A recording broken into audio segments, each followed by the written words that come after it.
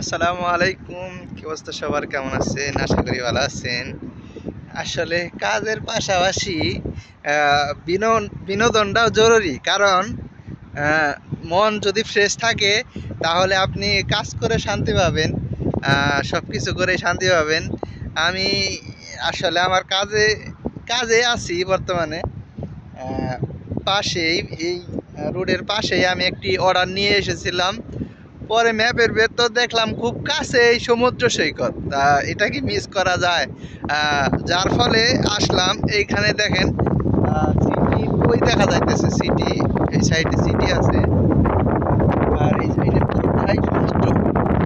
আহ, বাংলাদেশে কক্সবাজারে মানুষ যাওয়ার জন্য কত পাগল, কিন্তু এইখানে কক্সবাজার যে কোনো অংশে কম না, অনেক শান্তি জায়গা, অনেক ঠান্ডা বাতাস। মনটা চায় এখানে বসে থাকি সারাটা দিন।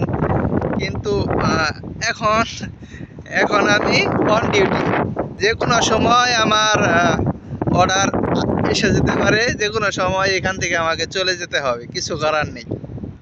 কিন্তু এখানে আসার পর পুরাই একটা বাংলাদেশের ফিল পাওয়া যাইতেছে, যেমন হাওয়া বলেন। আর এটা দেখেন পাশে, এটা কিন্তু শুকিয়ে গেছে এখন, জোয়ার নেই, যার ফলে পানিগুলো ওইদিকে চলে গেছে। যখন জোয়ার আসবে তখন আবার এইদিকে পানি এসে পড়বে। এটা বাংলাদেশের নদী নালা যেরকম যখন শুকিয়ে যায়, ঠিক সেরকম একটি জায়গা।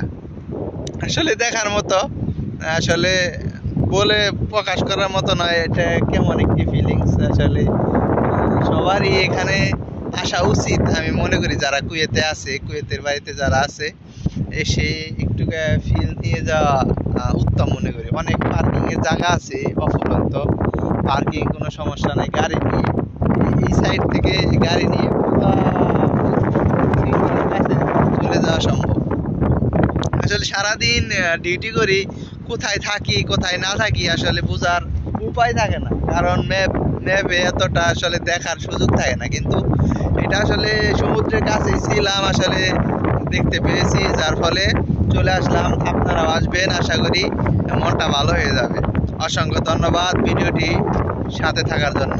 আসসালামু আলাইকুম।